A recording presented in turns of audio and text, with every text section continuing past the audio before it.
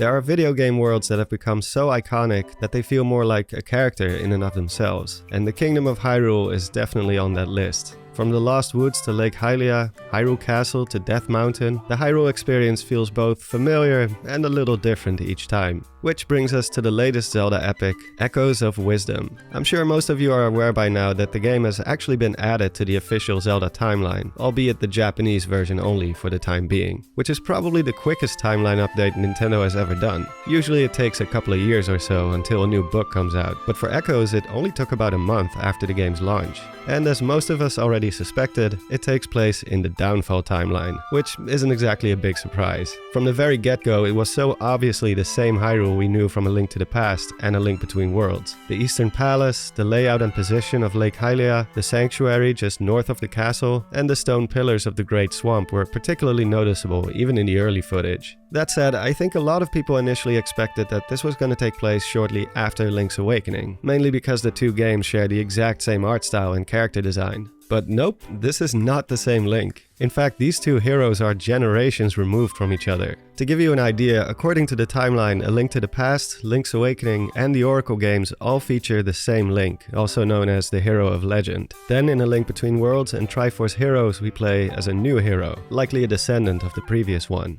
In fact, a popular theory is that this old man is the retired Hero of Legend, and if that's true, then based on the average lifespan of a Hylian, A Link Between Worlds should take place roughly 60, maybe 70 years after A Link to the Past. And now we have Echoes of Wisdom after that, with a new hero and by extent a new princess yet again. So how much time has passed between A Link Between Worlds and this story? Well, we don't know for sure. The game doesn't exactly elaborate on that. But if I had to guess, I would say at least a century, probably more. I have no definitive proof for this at the moment, but there are a few hints we can work with, like the fact that the true name and whereabouts of the Triforce has been all but forgotten, or the addition or absence of certain characters, like the sages for example. But also the changes to Hyrule's geography, and that's what I want to focus on today. To study the map of Hyrule as seen in Echoes of Wisdom and contrast it to the maps of the previous titles. Because yes, while it is unmistakably the same Hyrule as before, there are some pretty stark differences which beg to be explored. Now, some of you may remember my 4-part mini-series called The Evolution of Hyrule, where I went through the entire Zelda timeline in order and theorized how and why Hyrule changed between games. We did this by basically trying to apply real-life logic to it. Things like wars and conquest, migration, religious and cultural influence, climate change, plate tectonics, all that kind of stuff.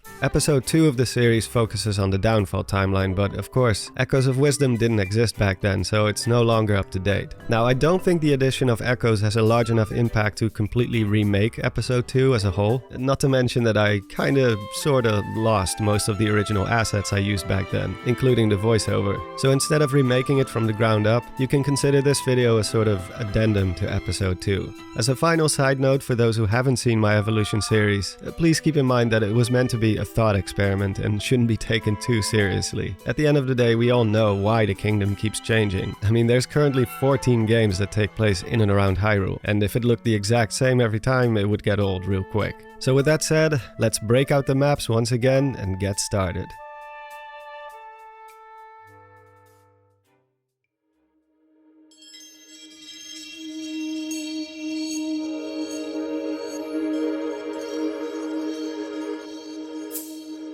One of the first things that struck me while exploring Echoes of Wisdom's Hyrule is how faithfully the map has been recreated. Many of the familiar landmarks we know from the previous titles are still here, in approximately the same location, including some of the old dungeons and other plot-crucial buildings, like the Desert Palace, Eastern Palace, the old Waterway, and so on. Granted, most of them no longer serve a purpose in the story, and are just here for the sake of familiarity. They've either been reduced to an optional cave or mini-dungeon, or have become inaccessible altogether. But it's amazing that they're still here, reminding us of the adventures of times past. That said, there are a few that are missing, most notably the Tower of Hera up in the mountains, which is nowhere to be seen, and the House of Gales at Lake Hylia from A Link Between Worlds, which was apparently taken down and is now a fairy fountain again, just like it was in A Link to the Past. Other familiar faces include Hyrule Castle, the hill where Link's house used to be, the Great Swamp and its many stone pillars, the sanctuary and adjacent cemetery, the old Zora's River, the chicken farm, which is now a horse ranch, and of course, the iconic Lost Woods, which for some reason reason have been renamed to the Eternal Forest. Speaking of renaming things, there's a lot more where that came from in Echoes of Wisdom. The aforementioned Great Swamp has since been dubbed Southern Prairie, the Desert of Mystery is now known as the Gerudo Desert, after its original inhabitants, and the Old Zora's River has not only been abandoned by the Zora, but has since become nameless. It's actually the first hint that a lot of time has passed since A Link Between Worlds. A lot of what we know from the previous games is still here to some degree. However, things have definitely changed. In some cases, the only thing that's left is a vague indication that something used to be here, like Sahasrah's hideout near the Eastern Palace, for example, only the foundation of which is still visible. Incidentally, the current state of disrepair on some of these old landmarks is another big indicator of a significant time gap. The entrances to the Desert Palace have all collapsed, the waterway is sealed shut, and the Eastern Palace, though still accessible, no longer serves its original purpose. In fact, from the perspective of the Hylians today, it is now so old that it's considered an archaeological site, which is something that obviously wouldn't happen over the course of just 1 or 2 generations. The differences between A Link to the Past and A Link Between Worlds Hyrule were pretty minor, all things considered, but in Echoes of Wisdom they are much more pronounced, which brings us to by far the biggest change to the kingdom. When comparing the map of Echoes to the previous 2 games, the most striking difference is of course the size of Hyrule. It's considerably bigger now, with a lot of new, previously unseen territory. In fact, if we use the most recognizable landmarks as a reference, then this is roughly where the borders used to be, and as you can see, the kingdom has almost doubled in size. It seems that in the many years since Yuga's defeat in A Link Between Worlds, Hyrule has enjoyed a long era of peace and prosperity, because not only did the kingdom grow in size, the Hylians themselves seem to have experienced quite the population boom. There are more Hylians than ever now, and with it a bunch of new settlements popped up as well. The castle's courtyard, which used to be largely empty, is now a sprawling city. Besides that, we also have Seaside Village in the east, Southern Village in the south, and of course, Kakariko is also still present, albeit in a new location, something we'll get into shortly. Now, I think Grezzo actually did a pretty good job at making the kingdom's growth feel natural and somewhat grounded in reality. There is a lot of new territory, but it's not that these areas just magically popped up out of nowhere. Quite the opposite. You can actually see remnants of the old borders and even how the people of Hyrule accessed these new areas. The old eastern border, for example, this long rock formation stretching all the way from top to bottom in the older games, is still clearly visible on Echoes of Wisdom's map. The big difference here is that in the years since, a new corridor has been carved through the cliffs near the Eastern Palace, and this single pathway is what connects old Hyrule to all this new territory in the east. Similarly, the walls that envelop the Great Swamp in the previous titles are also still here for the most part, and only the cliffs in the bottom right corner have been excavated, granting access to a brand new forest as well as a new bay. The desert has also grown significantly. Using the Desert Palace as a reference, we can deduce that this rock formation right here is what's left of the wall that used to serve as the desert's boundary. This boundary is all but gone now, and as it turns out, a lot more desert lay just beyond it, including previously unseen Gerudo territory.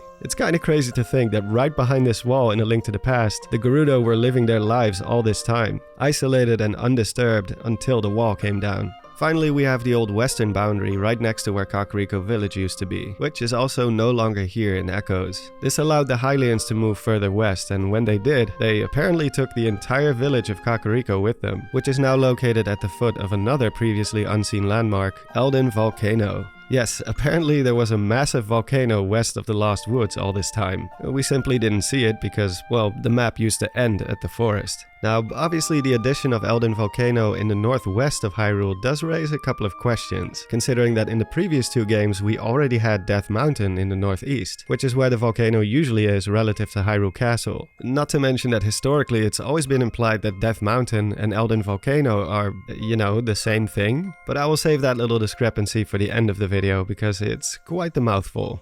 Anyway, what's cool about this whole map expansion is that, intentional or not, it actually provides a solid explanation for the absence of some of the other familiar races in the previous titles, like the Goron, Zora, Gerudo, and Deku Scrubs. It's not that they didn't exist, they simply lived just outside the borders of the kingdom, which I think is a pretty cool revelation. It also enforces something I brought up quite a lot in my Evolution series, which is the idea that just because the explorable space ends in one game does not mean that there's nothing else beyond it, that the desert just stops at the Spirit temple, or the forest ends at Ordon village. And we actually see a great example of this in Echoes of Wisdom. It's long been theorized that there's a sea or ocean somewhere in the east of Hyrule, despite the fact that we never actually saw it in A Link to the Past or its sequel. The reason why we knew it had to exist is, funnily enough, because of the first Zelda game. Because according to the Zelda Encyclopedia, Zelda 1's overworld roughly corresponds to this part of A Link to the Past Hyrule. And in Zelda 1, there's a large body of water in the east. In Echoes of Wisdom, this has now been confirmed beyond a shadow of a doubt. There is indeed a sea in the east, so it's nice to see that Nintendo remained somewhat consistent in this case. Now, clearly, what we are allowed to explore here is likely only a very small part of it. As a matter of fact, given that there's another beach in the south, leads me to believe that this sea or ocean likely wraps all the way around the eastern and southern border of Hyrule, which is something we've seen in other iterations of the kingdom as well, most notably in Breath of the Wild.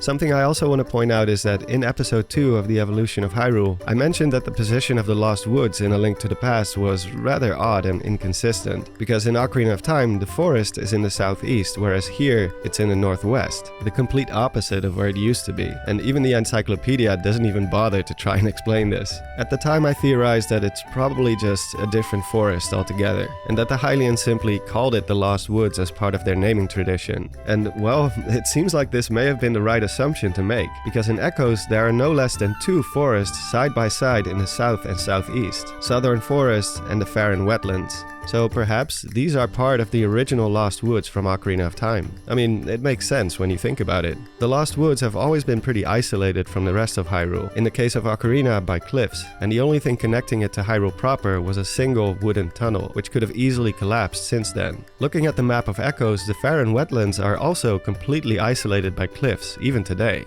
There's not a single man-made path leading into it, and the only way to get there is by scaling the surrounding hills. Also worth noting is that Ocarina's forest had a lot of Deku scrubs living in it, and in Echoes, the Faron Wetlands is literally their domain. My guess is that the forest from Ocarina was completely abandoned and forgotten at some point. Its only entrance collapsed, isolating it from the rest of the kingdom, which in turn allowed the Deku Scrubs to build their own society undisturbed. This is further supported by the fact that the Scrubs don't seem to know who Zelda is, which is in stark contrast to the other races who are all aware of her identity, as well as her status as the future queen of Hyrule. The only thing I can't really account for is how and why the Deku Tree managed to move from the original Lost Woods to the new one in the northwest. Though it is worth mentioning that he's not exactly a conventional tree, but rather an ancient spirit deity. In fact, it wouldn't be the first time that he moved house, disappeared completely, or changed his appearance. So I guess he can just sprout wherever he feels like. Now, as far as the kingdom's expansion goes, it's not entirely clear who broke down the old boundaries and uncovered all this new territory, but we can assume that for the most part it was probably the Hylians who did it. They've always had a history of expanding their borders, especially compared to the other races who tend to stick to themselves. I mean, just look at Breath of the Wild's Hyrule before the Calamity, for example. They absolutely dominated and had settlements and fortifications all over the map. It's just what the Hylians do, you know? There's also the fact that with the exception of the desert, a lot of the new territory also comes with a new Hylian settlement, right at the end of the new corridor to the east, in Southern Forest to the south, and of course the relocation of Kakariko Village further west. And since we're on the topic of Kakariko, let's talk about the new mystery ruin west of Hyrule Castle. As mentioned before, Kakariko Village used to be right below the Lost Woods, which is approximately here on the Echoes of Wisdom's map. Not only is the original village completely gone now, but instead of an empty field or some old abandoned houses, we instead find a set of ruins here. Ruins which definitely weren't there before. It's kind of hard to infer what this place used to look like because there's not that much left of it. It's mostly just a bunch of pillars and disconnected walls. The only feature that stands out is that you can still see where some of the windows used to be, hinting that it was some sort of enclosed space, probably with a roof on top. Now, my initial theory was that perhaps after Kakariko was torn down, the Hylians built something new in its place, like maybe a garrison or temple of sorts, and that in the years since it was abandoned again for whatever reason and subsequently fell into ruin. However, there are a few issues with this. First and foremost, the architecture, which doesn't match at all with that of the modern-day Hylians. And secondly, judging from the state of its decay, it hasn't been in use for a very, very long time. As such, it seems more likely that these ruins were already here, and were merely uncovered and excavated by the Hylians, perhaps while Kakariko was being dismantled. It may even have something to do with this lake, which is no longer there in Echoes and is approximately where the ruins are located now. It's not clear if the lake dried up due to natural causes or if it was a man-made effort, but either way, way, it's possible that the draining of the lake is tied to the discovery of the ruins. If true, then these ruins may actually predate A Link to the Past even, and there is at least some evidence for this. While the stonework is unlike anything the current day Hylians have built, there is another set of ruins that does bear a close resemblance, namely the ones found at Southern Prairie, again formerly known as the Great Swamp. From what I can tell, these remains are supposed to be the very same structures we encountered here in A Link to the Past and its sequel, and also includes the entrance to the old waterway, which appears to have been sealed up in the years since. Now, admittedly, they don't look anything like they did in the previous games, but the fact that their position is almost one for one makes me think that it's simply a redesign of the same thing. For those who aren't familiar with A Link to the Past, this building is not actually a dungeon entrance, even though it may look that way. Instead, it leads to an underground canal of sorts, with a sluice gate that allows you to control the water level of the lake outside. As far as I know, it's never explained who built this waterway, though in A Link Between Worlds, one of the pillars outside does feature the Hylian bird crest, so they could be of Hylian origin, albeit ancient Hylian. Alternatively, they could be connected to the Zora in some way, given the whole water theme. Some even theorize that these ruins are what remains of the water temple from Ocarina of Time, which also allowed you to control water levels both inside the dungeon and the lake outside. Whatever the case, I think there's a very good chance that the ruins at Southern Prairie and the new mystery ruin at Old Kakariko share a connection, not just because of the corresponding architecture, but also because of what lies underneath. Right below the ruins, there's a vast cave system with an underground river, which flows from Hyrule Field all the way down to Southern Beach. So basically we have two ancient structures with similar architecture, both of which share a connection to a large underground water source, which is probably not a coincidence if you ask me. Now, it does appear that the Hylians refurbished the waterway after they discovered it, because unlike the ruins above, the inside of the cave does actually feature modern Hylian architecture. Not only that, but there's a secret passage that connects the river to an old well inside Hyrule Castle. This passage is known as the Royal Family's Shortcut, and is actually how Zelda manages to escape the castle's dungeons at the beginning of the game. So it's likely an escape route for Hyrule's monarchy in the case of an emergency, just like the sewers in A Link to the Past. The last thing I want to discuss before we move on to Eldin Volcano and Hebra are the equally mysterious southern ruins located in the southeast. From what I can tell, this structure is unique to Echoes of Wisdom, since there's nothing in A Link to the Past or A Link Between Worlds that corresponds to it, meaning we have to assume that these ruins were either located just outside the old border and were discovered alongside Southern Forest, or it was built after the events of A Link Between Worlds. It's actually where we take our very first steps as Link during the game's opening segment, but it's never explained why Zelda was taken here in particular. There are little to no signs that this place is connected to Ganon in any way. For example, the architecture doesn't feature any imagery of the Demon King, which is kind of a staple of Ganon's hideouts. The fact that it's called Southern Ruins as opposed to Southern Palace or Temple or whatever is also quite interesting, and suggests that it's very old. At first I thought the name came from the fact that it collapses during the opening segment, but that doesn't seem to be the case because it's already in a state of disrepair before the fight with Ganon. The floors are cracked and worn down, there's debris scattered all over. It was clearly already in ruin before Zelda was taken here. Also, what's up with the pedestal in the boss chamber? What kind of purpose did that serve?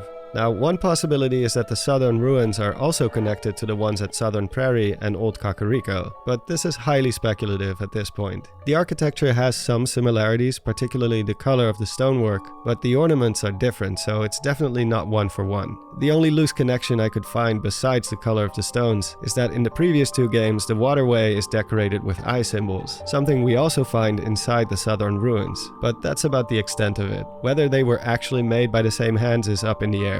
I also considered the option that the southern ruins may actually be the remains of the Forest Temple from Ocarina of Time. After all, it is located inside a forest in the southeast, and it even kinda looks like it, doesn't it? The archway and the staircase leading into it, I don't know, just some food for thought. Anyway, let's finally wrap things up with Eldin Volcano, aka Death Mountain, and Hebra Mountain. So for those who don't know, the location of Death Mountain has been one of the more consistent characteristics of Hyrule. Its position may vary slightly, sometimes it's almost directly north of the castle, other times it's a bit further east, but usually it's roughly where you expect it to be, and when it's not, there's always a rational explanation for it. Either it's a different mountain altogether, like Mount Krenel in Minish Cap, or the map screen isn't centered on Hyrule Castle and only shows the eastern part of Hyrule, like in Four Swords. I also need to reiterate that Eldin Volcano and Death Mountain are widely accepted to be the same thing. The same mountain, just renamed over the course of history. There's a couple of reasons for this. First of all, in Twilight Princess, Breath of the Wild, and Tears of the Kingdom, the region or province Death Mountain is located in is called Eldin. Secondly, the name Eldin Volcano was never used until Skyward Sword, which, as we all know, is the first game in the chronology. It depicts Hyrule in its infancy, when it wasn't a proper kingdom yet, and before the Gorons lived on the volcano. So the idea is that either the Hylians or the Gorons renamed it to Death Mountain sometime after the events of Skyward Sword. And the Zelda Encyclopedia confirms that this is indeed what happened. The two volcanoes are one and the same. Now, in both A Link to the Past and its sequel, Death Mountain lies northeast of the castle, as expected. So even in the Downfall timeline, this aspect remained consistent. Until Echoes of Wisdom, that is. Here, Eldin Volcano is in the northwest, and what used to be Death Mountain is now an icy peak called Hebra Mountain, which is a name I'm sure many of you will recognize from Breath of the Wild and Tears of the Kingdom. Speaking of which, whenever there's an icy mountain present alongside Death Mountain, like in the case of the Switch titles and in Twilight Princess, then usually it's somewhere in the northwest, which is what you would expect to find in Echoes as well. But no, here it's the complete opposite. So what the heck is going on here? Did the two mountains just switch climate as well as their names? Because that seems to be the only option here. Well, here's where I need to bring up some trivia, and trust me, it's only gonna get more confusing. It's something I never mentioned in my Evolution series because, simply put, I didn't know about it back then.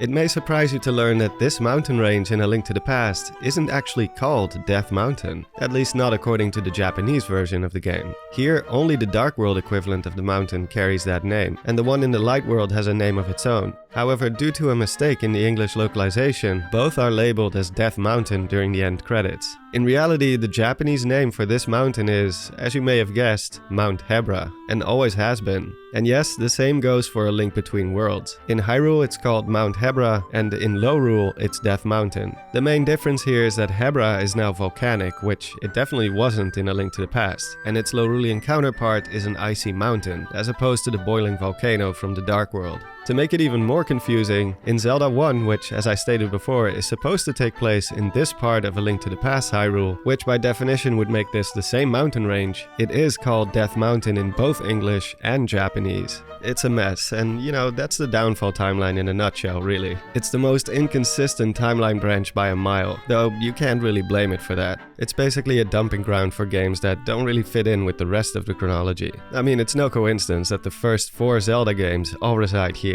They were made long before people started caring about timelines and lore consistency, and this reflects on Hyrule's geography as well. I guess with Echoes of Wisdom they tried to bring the English version more in line with the original Japanese, and just, you know, call the mountain what it was originally called.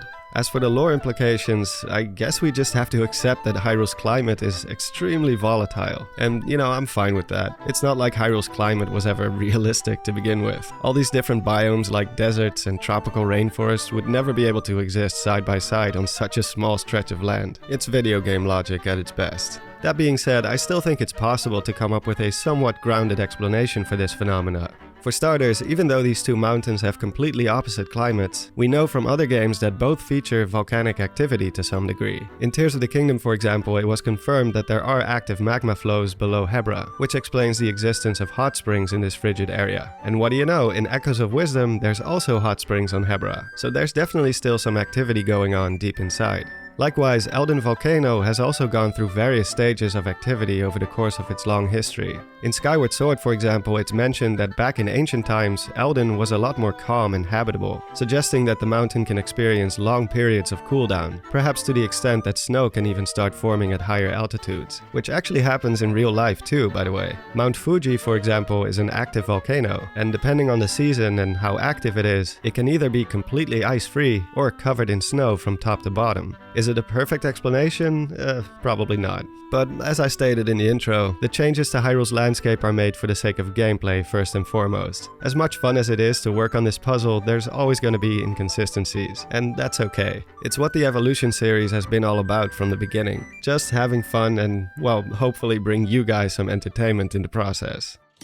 For those who made it all the way through my ramblings, thank you so much for watching, and of course a huge thanks to all of my supporters, both here and on Patreon. As some of you know, I've been kinda struggling with my health in the past few months, but I'm happy to announce that I'm getting back into the groove again. All I can really say is thank you so much for your patience and for sticking with me, and expect to see more videos more frequently from here on out. That is all for now, and I hope to see you all next time.